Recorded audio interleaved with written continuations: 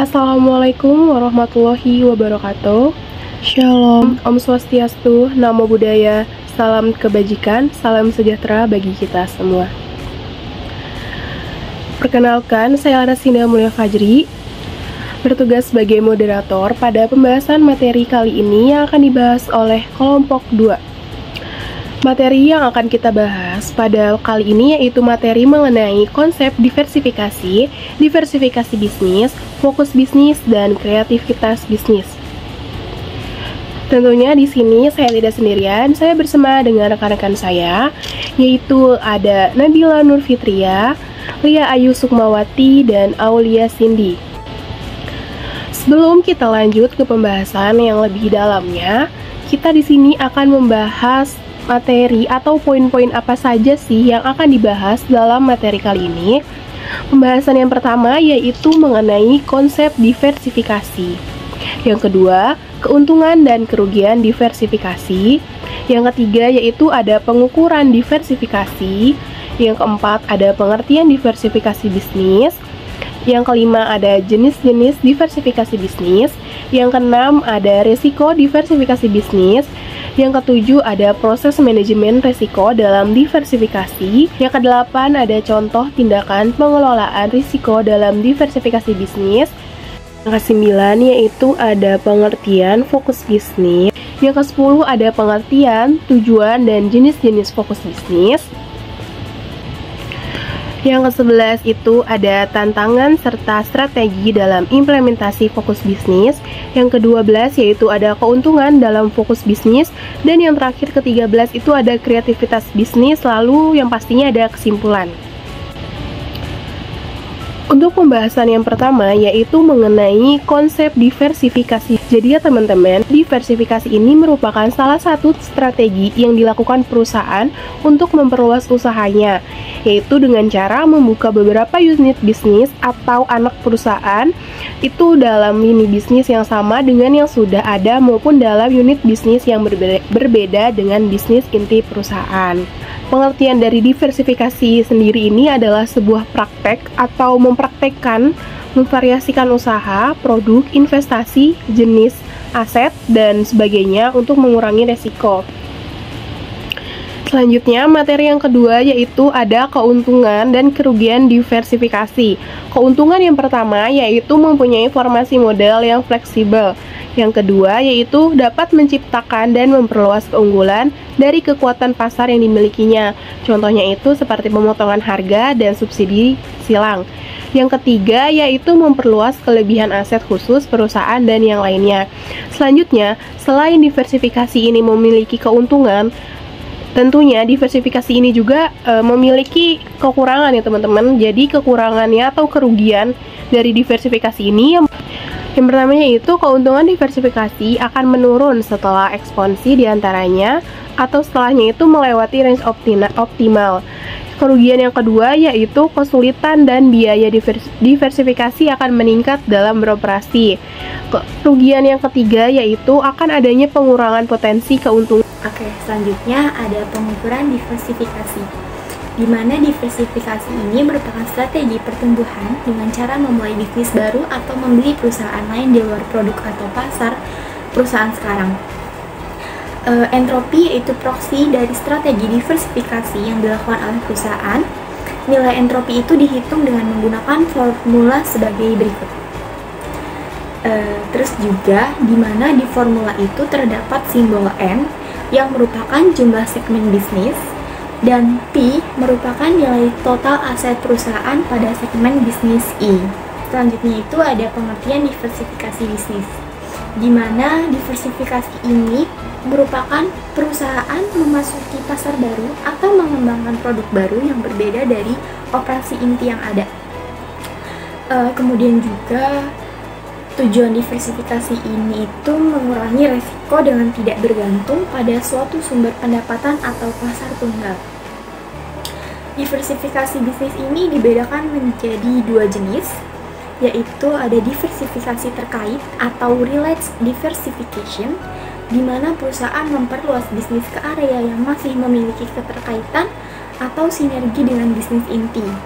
Misalnya produsen elektronik yang mulai memproduksi barang lunak. Kemudian juga diversifikasi bisnis. Satu lagi itu namanya diversifikasi tidak terkait atau unrelated diversification, di mana perusahaan memasuki pasar atau industri yang sama sekali berbeda dari bisnis lainnya atau dari bisnis intinya. Misalnya perusahaan otomotif yang memulai bisnis makanan cepat saji. Oke, selanjutnya yaitu mengenai resiko diversifikasi bisnis yang terbagi menjadi 4 bagian. Yang pertama, ada resiko operasional. Resiko operasional ini mengelola hal-hal yang berkaitan dengan operasi baru yang berbeda dengan bisnis intinya karena memiliki keahlian tertentu. Selanjutnya yang kedua, yaitu resiko pasar. Resiko pasar ini mempengaruhi target pasar dan persaingan dalam bisnis.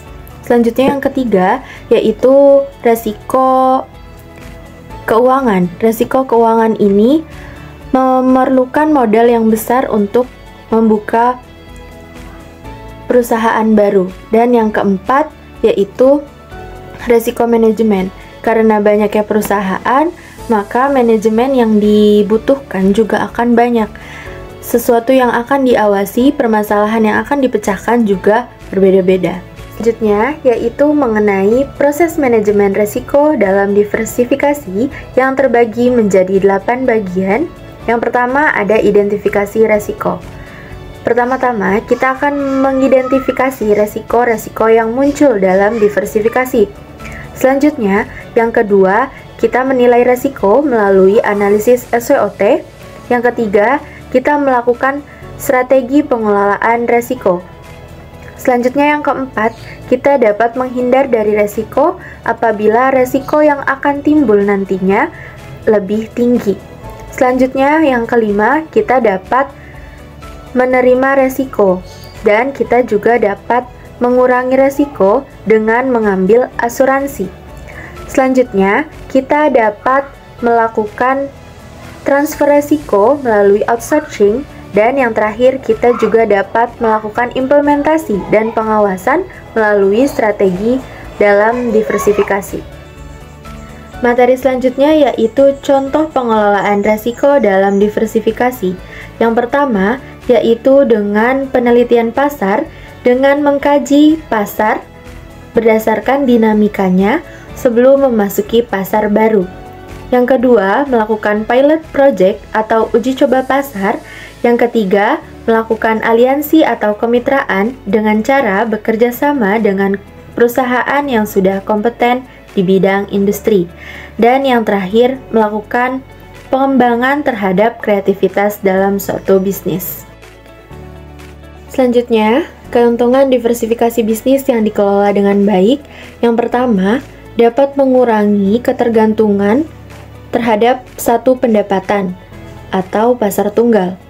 Lalu, yang kedua, memberikan peluang untuk pertumbuhan dan ekspansi di pasar baru.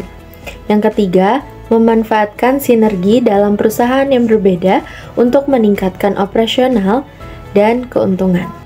Materi yang ke-9 itu ada konsep bisnis. Definisi fokus bisnis. Fokus bisnis adalah ketika sebuah perusahaan memfokuskan perhatian pada segmen pasar, produk, atau layanan tertentu yang dianggap memiliki potensi tinggi untuk menghasilkan keuntungan dan pertumbuhan. Materi yang ke-10 itu ada tujuan fokus bisnis. Yang pertama ada keunggulan kompetitif. Dengan memfokuskan pada area tertentu, perusahaan dapat mengembangkan keahlian khusus dan inovasi yang membedakan dari pesaing. Yang kedua itu ada efisiensi dan efektivitas. Fokus memungkinkan alokasi sumber daya yang lebih efisien dan penggunaan yang lebih efektif dari waktu, tenaga, dan dana. Jenis-jenis fokus bisnis. Fokus bisnis pada produk dan layanan. Memusatkan pada pengembangan dan meningkatkan produk atau layanan tertentu untuk menjadi pemimpin di pasar tersebut. 2. Fokus pada segmen pasar. Mengarahkan usaha pada segmen pasar tertentu seperti demografi atau geografi tertentu untuk melayani kebutuhan unik mereka. 3.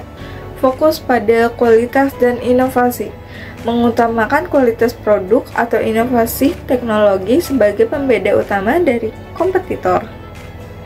Materi ke-11 itu ada tantangan fokus bisnis. 1. Resiko ketergantungan. Bergantung pada suatu area atau segmen pasar dapat meningkatkan resiko jika terjadi perubahan drastis di pasar tersebut. 2. Pembatasan pertumbuhan. Terlalu fokus dapat membatasi diversifikasi dan kesempatan untuk menjelajahi pasar atau produk baru. Yang ketiga, ada pesaing yang intensif. Pada suatu area yang sama, dengan banyak pesaing dapat meningkatkan persaingan. Masih di materi yang ke-11, itu ada strategi implementasi fokus bisnis. 1. Analisis pasar. Melakukan penelitian untuk mengidentifikasi segmen pasar yang paling menguntungkan dan memiliki potensi pertumbuhan. 2. Pengembangan produk. Inovasi dan meningkatkan produk atau layanan untuk memenuhi dan melampaui harapan pasar sasaran. 3. Pemasaran yang tepat sasaran.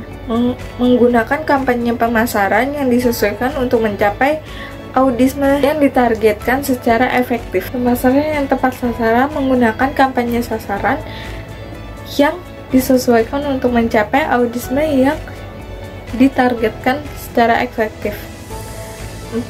Layanan pelanggan. Menyediakan layanan pelanggan yang unggul untuk membangun hubungan jangka panjang dengan pelanggan dalam segmen fokus. Materi yang ke-12 itu ada keuntungan fokus bisnis. 1. Meningkatkan penghasilan. Fokus pada area yang paling menguntungkan dapat meningkatkan pendapatan. 2. Meningkatkan kepuasan pelanggan. Layanan yang lebih baik kepada pelanggan target dapat meningkatkan loyalitas dan retensi pelanggan. 3. Optimalisasi sumber daya. Sumber daya digunakan lebih efisien untuk mencapai hasil maksimal di area fokus. Selanjutnya itu ada contoh implementasi fokus bisnis. Contohnya itu dimulai dari kayak zaman-zaman sekarang itulah, kayak contohnya kayak iPhone, Apple gitu. Itu juga berkonsentrasi pada inovasi dan desain produk premium di pasar teknologi konsumen. Kemudian itu ada contoh yang kedua, yaitu kayak dia model kayak coffee shop atau di bidang makanan, di bidang minuman. Contohnya itu ada Starbucks yang berkonsentrasi pada kualitas produk dan pengalaman pelanggan di pasar. Jadi selanjutnya itu ada kreativitas bisnis. Kreativitas bisnis ini dibedakan menjadi empat siklus gitu mungkin. Yang pertama itu ada strategi bisnis. Yang kedua itu ada penciptaan ide bisnis. Yang ketiga tidak ada hubungannya antara strategi mencari peluang dan menciptakan ide. Kemudian yang keempat itu ada kreativitas melalui strategi mencari peluang mempengaruhi penciptaan ide bisnis. Jadi, kesimpulan yang dapat diambil dari materi ini yaitu mengenai diversifikasi, fokus bisnis, dan kreativitas bisnis. Ketiganya saling berkaitan satu dengan lainnya karena merupakan strategi yang dimiliki oleh perusahaan untuk memperluas jangkauan perusahaan untuk dapat hidup berkelanjutan. Mungkin itu saja materi yang dibahas oleh kelompok kami. Kurang lebihnya mohon maafkan. Sebelum ditutup, aku punya pantun ya teman-teman. Ada anggur di dalam gelas. Gelasnya jatuh, tumpah berantakan. Terima kasih sudah mendengarkan dengan ikhlas. Semoga bermanfaat untuk yang mendengarkan. Sekian dari kelompok kami. Kurang lebihnya mohon dimaafkan. Wassalamualaikum warahmatullahi wabarakatuh.